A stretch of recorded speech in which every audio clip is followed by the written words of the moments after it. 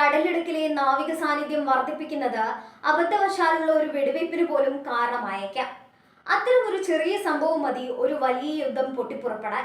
ഇരുവിഭാഗവും അതീവ ജാഗ്രത പാലിക്കുന്നുണ്ടെങ്കിലും പിരിമുറുക്കം വളരെ കൂടുതലാണ്. അമേരിക്കയുടെ ഈ ഏകപക്ഷീയമായ ഹോർമൂസ് കൽപ്പന അന്താരാഷ്ട്ര സമൂഹത്തിന് അംഗീകരിക്കാൻ കഴിയില്ല. സമുദ്രങ്ങളുടെ സ്വാതന്ത്ര്യം സംരക്ഷിക്കപ്പെടേണ്ട ഒന്നാണ്. ട്രംപിന്റെ നയം ഈ സ്വാതന്ത്ര്യത്തിന് മുകളിലുള്ള കടന്നുകയറ്റമാണെന്ന് സഖ്യകക്ഷികൾ പോലും വിശ്വസിക്കുന്നു. ലോകം ഇന്നൊരു വലിയ വഴിത്തിരിവിലാണ്. ശക്തിയും നയതന്ത്രവും തമ്മിലുള്ള പോരാട്ടമാണിത്. അമേരിക്കയുടെ സൈനിക കരുത്തും സഖ്യകക്ഷികളുടെ വിവേകവും ഇറാന്റെ പ്രതിരോധവും ഇവിടെ പരീക്ഷിക്കപ്പെടുകയാണ്. സമാധാനം പുനഃസ്ഥാപിക്കാനുള്ള ശ്രമങ്ങൾ വിജയിച്ചില്ലെങ്കിൽ ആഗോളതലത്തിൽ വലിയൊരു വിപത്താണ് കാത്തിരിക്കുന്നത്. ട്രംപിന്റെ ഈ നീക്കം അമേരിക്കയെ ലോകത്തിനു മുന്നിൽ ഒറ്റപ്പെടുത്തുകയാണോ ചെയ്യുന്നത് എന്ന് ചിന്തിക്കേണ്ടിയിരിക്കുന്നു. സ്വന്തം സഖ്യകക്ഷികൾ പോലും കൂടെയില്ലാത്ത ഒരു സൈനിക നീക്കം പരാജയപ്പെടാൻ സാധ്യത കൂടുതലാണ്. പശ്ചിമേഷ്യയിലെ ശാന്തിക്കും ലോക സമ്പദ് വ്യവസ്ഥയുടെ സുസ്ഥിരതയ്ക്കും വേണ്ടി നയതന്ത്രത്തിന്റെ പാതയിലേക്ക് ഇരു രാജ്യങ്ങളും മടങ്ങി വരണമെന്നാണ് ആഗോള സമൂഹം ആഗ്രഹിക്കുന്നത്. വരും ദിവസങ്ങളിലെ വാർത്തകൾ ലോകത്തിന്റെ ഭാവി നിർണയിക്കും. ഈ സംഘർഷം ഒരു ആഗോള യുദ്ധത്തിലേക്ക് വളരുമോ എന്ന ഭീതിയിലാണ് ലോക ജനത.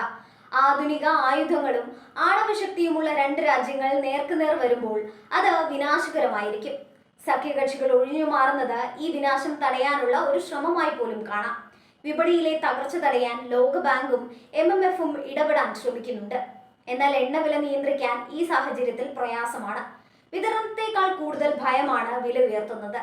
ട്രംപിന്റെ ഓരോ ട്വീറ്റും വിപണിയിൽ വലിയ ചലനങ്ങൾ സൃഷ്ടിക്കുന്നുണ്ട്. അമേരിക്കൻ ജനതയ്ക്കിടയിൽ പോലും ഈ സൈനിക നീക്കത്തിന് എതിർപ്പുകൾ ഉയരുന്നു. പശ്ചിമേഷ്യയിലെ മറ്റൊരു നീണ്ട യുദ്ധത്തിലേക്ക് തങ്ങളുടെ സൈന്യത്തെ അയക്കാൻ അവർ ആഗ്രഹിക്കുന്നില്ല. ട്രംപിന്റെ രാഷ്ട്രീയ ഭാവിക്ക് ഈ പ്രതിസന്ധി വലിയൊരു പരീക്ഷണമായിരിക്കും. സഖ്യകക്ഷികൾക്കിടയിലെ ഈ വിള്ളൽ വരും വർഷങ്ങളിൽ ലോക രാഷ്ട്രീയത്തെ തന്നെ മാറ്റിമറിച്ചേക്കാം. അമേരിക്കയുടെ നേതൃത്വത്തിലുള്ള പഴയ ലോകക്രമം തകരുന്നതിന്റെ ലക്ഷണമാണിതെന്ന് പലരും കരുതുന്നു. സ്വതന്ത്രമായ വിദേശ നയങ്ങളുമായി രാജ്യങ്ങൾ മുന്നോട്ട് വരുന്നത് അമേരിക്കയുടെ ഏകധ്രുവ ആധിപത്യത്തെ തടയും. ഇറാൻ തങ്ങളുടെ പ്രതിരോധത്തിൽ വൻതോതിലുള്ള മാറ്റങ്ങൾ വരുത്തിയിട്ടുണ്ട്. കടലിനടിയിലെ മൈനുകളും ചാവേർ ബോംബുകളും അമേരിക്കൻ കപ്പലുകൾക്ക് വലിയ വെല്ലുവിളിയാണ്. യുദ്ധത്തെക്കാൾ ഉപരിയായി ഒരു സാമ്പത്തിക ശ്വാസം മുട്ടിക്കലാണ് അമേരിക്കയും ആഗ്രഹിക്കുന്നത്. പക്ഷേ അത് തിരിച്ചടിക്കാനുള്ള സാധ്യതയാണ് കൂടുതൽ. ഭക്ഷ്യസുരക്ഷയെയും ഈ പ്രതിസന്ധി ബാധിച്ചിട്ടുണ്ട്. വളങ്ങളുടെയും മറ്റ് കാർഷിക ഉൽപ്പന്നങ്ങളുടെയും നീക്കം തടസ്സപ്പെടുന്നത് ലോകമെമ്പാടും ഭക്ഷ്യക്ഷാമത്തിന് കാരണമായേക്കാം. മാനുഷികമായ പരിഗണനകൾ മറന്നുകൊണ്ടുള്ള അധികാര മത്സരമായി ഇത് മാറുകയാണ്. ഓസ്ട്രേലിയയും ബ്രിട്ടനും മുന്നോട്ട് വെച്ച നിർദ്ദേശം അമേരിക്ക അംഗീകരിക്കുമോ എന്നത് പ്രധാനമാണ്. ചർച്ചകൾ പുനരാരംഭിക്കണമെന്നും ഉപരോധം പിൻവലിക്കണമെന്നുമാണ് അവർ ആവശ്യപ്പെടുന്നത്. സഖ്യകക്ഷികളുടെ ഈ സമ്മർദ്ദം ട്രംപിന്റെ നിലപാട് മാറ്റാൻ പ്രേരിപ്പിക്കുമോ എന്ന് കണ്ടറിയണം. ഇസ്ലാമാബാദിലെ ചർച്ചകൾ പരാജയപ്പെട്ടത് ആരുടെ കുറ്റം കൊണ്ടാണെന്ന കാര്യത്തിൽ ഇപ്പോഴും തർക്കങ്ങൾ നിലനിൽക്കുന്നുണ്ട്.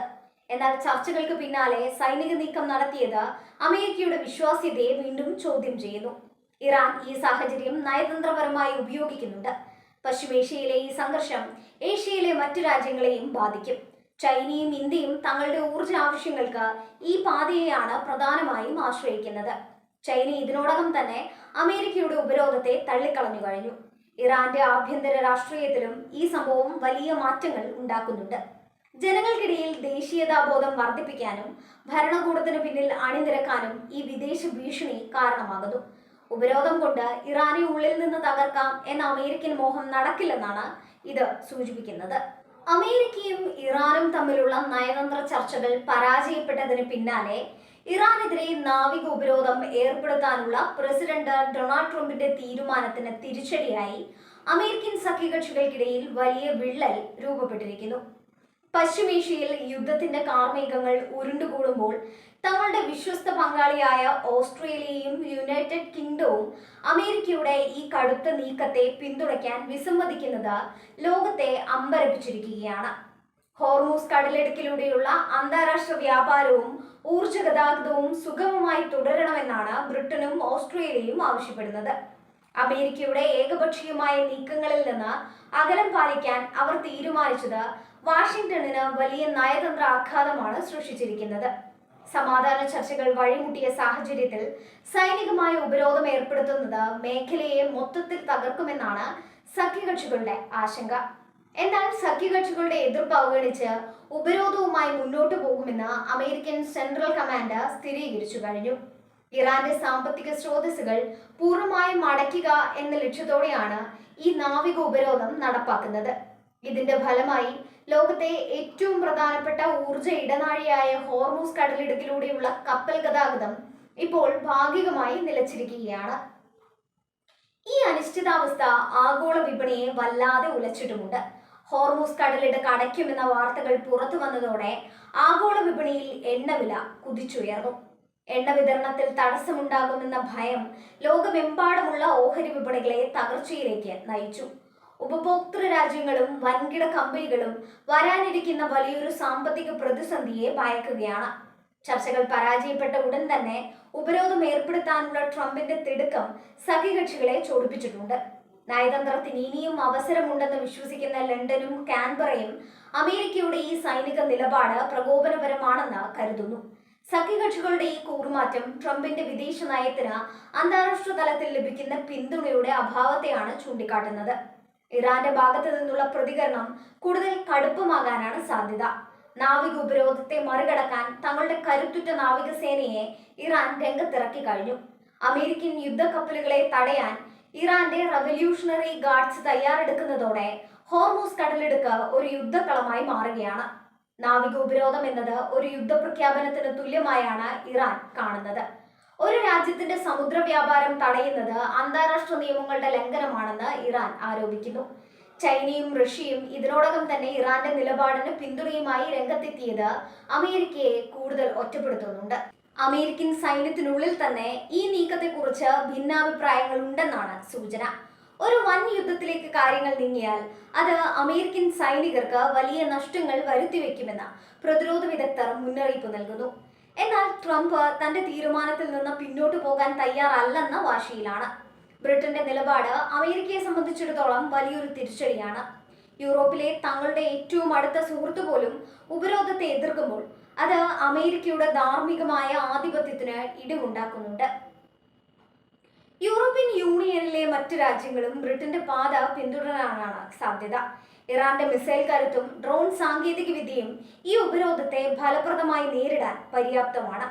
കടലിടുക്ക് തടയുന്ന അമേരിക്കൻ കപ്പലുകളെ ലക്ഷ്യം വെക്കാൻ തങ്ങൾക്ക് നിഷ്പ്രയാസം സാധിക്കുമെന്ന് ഇറാൻ പ്രഖ്യാപിച്ചു കഴിഞ്ഞു. ഇത് മേഖലയിലെ അമേരിക്കൻ സൈനിക താവളങ്ങളുടെ സുരക്ഷയെയും അപകടത്തിലാക്കുന്നുണ്ട്.